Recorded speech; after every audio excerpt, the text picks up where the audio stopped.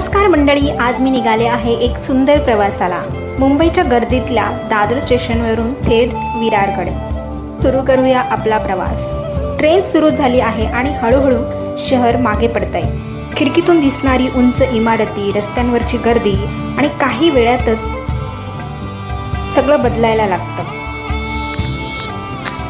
कधी कधी या प्रवासात इतका सुंदर नजारा दिसतो की आपण फक्त बघतच राहतो।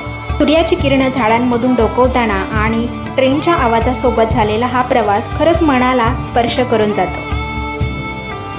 हिरवीगार झाडं, मोकळी मैदानं आणि थंड वाऱ्याची झुळूक किती छान वाटतंय।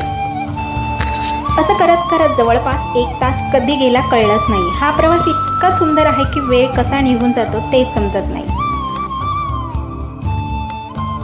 आणि शेवटी आपण पोहोचलो आहोत विरार स्टेशनवर। हा प्रवास खरंच खूप खास होता।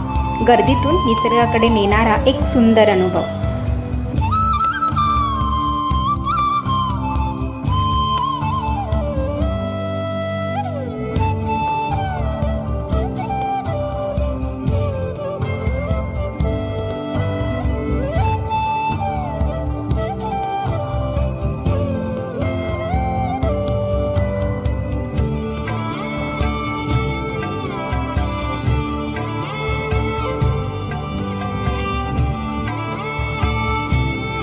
या गर्भगृहात भगवान श्रीकृष्णाच्या सुंदर मूर्तीची प्रतिष्ठापना करण्यात आली आहे।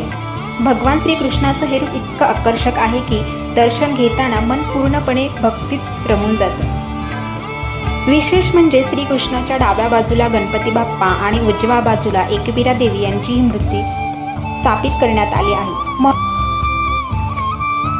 बसने साधारण अर्धा तास लागतो आणि तर तुम्ही ऑटो किंवा बस तुमच्या सोयीनुसार चूज करू शकता।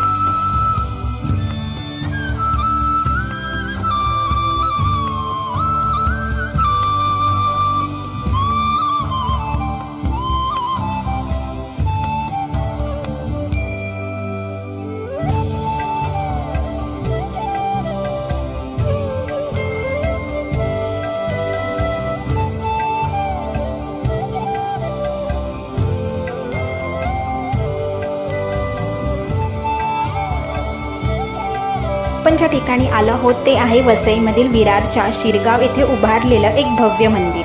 हे मंदिर खास आहे कारण हे म्हणजे गुजरातमधील प्रसिद्ध द्वारकाधीश टेम्पलची हुबेहूब प्रतिकृती आहे। गुजरातमधील द्वारका येथे गोमती नदीच्या काठी वसलेलं हे मंदिर भगवान श्रीकृष्णाला समर्पित असून 4 धामांपैकी एक अत्यंत पवित्र तीर्थक्षेत्र मानलं जातं।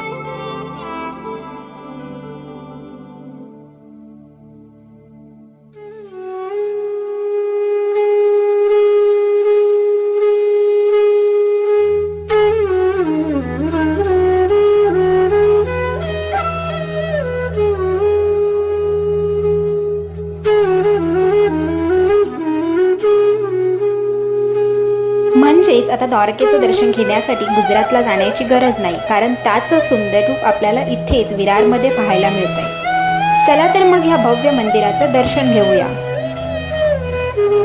मित्रांनो, ह्या मंदिराची रचना इतकी सुंदर आणि खास आहे की ती थेट गुजरातमधील मूळ द्वारकाधीश टेम्पलची आठवण करून देते।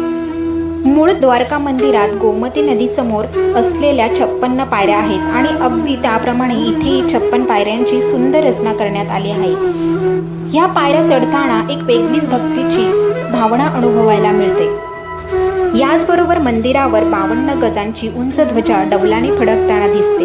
ही ध्वजा मंदिराची ओळख असून ती दुरूनही सहज दिसते आणि भक्तांना आकर्षित करते। आणि मंदिरासमोर उभारण्यात आलेला भव्य गरुड स्तंभ हा देखील या मंदिराचा एक खास आकर्षण आहे। गरुडदेव भगवान विष्णूचे वाहन मानले जाते, म्हणूनच या स्तंभाला धार्मिकदृष्ट्या खूप महत्त्व आहे।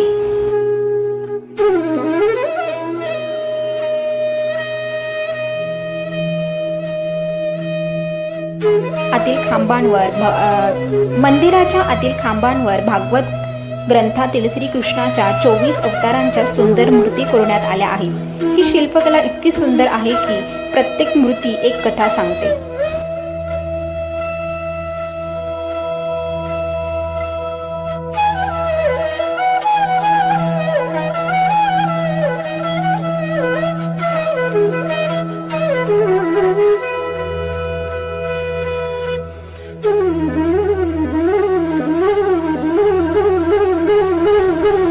मंदिराच्या घुमटात नवग्रह देवता आणि श्रीकृष्णाच्या मूर्ती स्थापित करण्यात आल्या आहेत। याशिवाय भगवान श्रीकृष्णाच्या 18 मुख्य लीलांचे दर्शन घडवणाऱ्या मूर्ती देखील इथे पाहायला मिळतात। ह्या लीलांमधून श्रीकृष्णाच्या जीवनातील विविध प्रसंग जिवंतपणे अनुभवता येतात। म्हणूनच हे मंदिर एक दर्शन नसून एक संपूर्ण आध्यात्मिक प्रवास आहे।